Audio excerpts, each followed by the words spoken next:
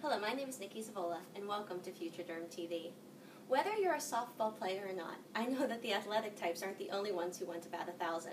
Rather, batting 1,000 with your eyelashes seems to be the new trend. Today we are going to talk about the science of mascara, the brush, the formula, and the application. So let's talk first about the brush. Several things matter: the bristle length, the bristle width, and the spacing between bristles, as well as the material the brush is made of. They're all pretty important. So bristle length matters. The average eyelash is actually only 6.6 millimeters to begin with. So an eyelash contacting a bristle that's half a millimeter versus a millimeter is like a human being encountering a Yorkshire Terrier or a Doberman. Now that's not quite to scale, but you get what I'm saying. If you're an eyelash, these things make a big difference. So choosing the length of a bristle means that you're choosing between two things: volume or control. Your eyelashes will only grab as much mascara as this one single stroke of the brush can apply from root to tip. This means that long bristles effectively layer more mascara on each lash. This also means that short bristles result in less mascara on each lash, but short bristles grant you more precise control and application.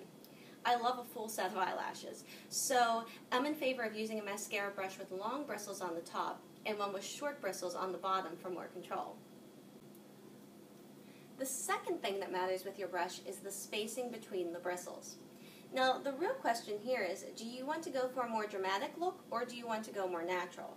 Narrow spacing means that more mascara is going to be applied to each lash with every stroke. Assuming you apply your mascara from the base to the tip of your lashes, this means that your lashes will appear longer and wider. On the other hand, a wider space brush applies, as you guessed it, less product to each lash with every stroke of the brush. This results in a more natural look and, well, just less product on your lashes in general.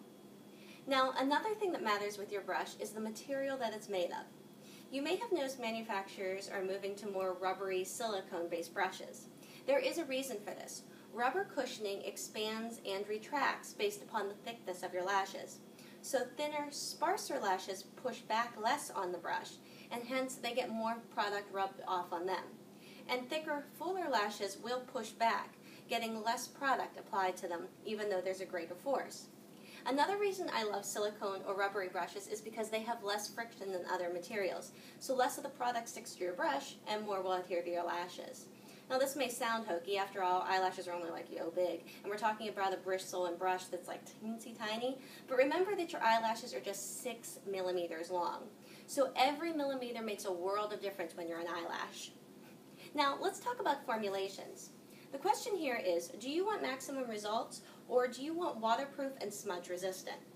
As of right now, in 2014, it basically comes right down to that. When it comes to adding length and volume, you want a water-soluble formula with wax, which tends to layer better than oil or petroleum-based waterproof formulations. Unfortunately, you may need to watch that any mascara without petroleum does not run or smudge on your face. I tend to walk around with raccoon eyes on occasion, but I'm good about touching them up in the ladies' room on breaks. Now, you may want to do the same if you use a maximum effect non-waterproof mascara. Lastly, let's talk about mascara application. The best method is to look straight ahead. Have a flat surface in front of you and rest your elbow on the surface, posturing yourself so that your hand is directly at eye level. Open your mouth slightly, which stabilizes the lateral pterygoid muscle and also stabilizes the eye muscles so you blink less. That actually is true and it does work. As for how to apply, remember, as we stated before, that a bigger, thicker brush results in bigger, thicker lashes because more product is applied to each lash with every stroke. Similarly, if you extend lash-to-brush contact ever so slightly by wiggling the brush from side to side, you will end up with a better application of product. Now, as for favorites, I have 5 favorites. The best classic mascara that lengthens and thickens is Dior Show Mascara. I mean, this brush is just enormous, and it has really narrow spacing and a wax-based formula. It's absolutely awesome. The best mascara for lengthening is Lancome Definicils, which has the right brush spacing and formulation to really extend your lashes. Now, the brush isn't even very elastic, but it works. The new mascara that thickens and ligaments with fibers that adhere to one another and build your lashes that way is Estee Lauder's Sumptuous Mascara. Of course, I forgot mine at home today, but moving on. The best drugstore mascara that does all of this is CoverGirl Lash Blast. The bristles are less abundant than with the Dior Show, but the bristles are still long and narrowly spaced enough, and the wax-based formula builds easily, so this is a real steal for $7.99. For Asian eyes, or for those desiring a more exotic cat's eye look, I love L'Oreal Voluminous Butterfly Mascara. Now this has an angled brush that naturally lifts, extends, and voluminizes the lashes, especially on the outer corners of your eyes. So the bottom line here is, for the best eyelashes, you want to look for both the right brush and formulation and utilize the right technique. I've made this handy guideline graphic on how to choose the right mascara. You can pause and print it. You can also check out and as well as purchase all of the mascaras that are my favorites using the links below. Be sure you let me know what you think of this in every video and post on FutureDerm.com. I'm really looking forward to hearing from you.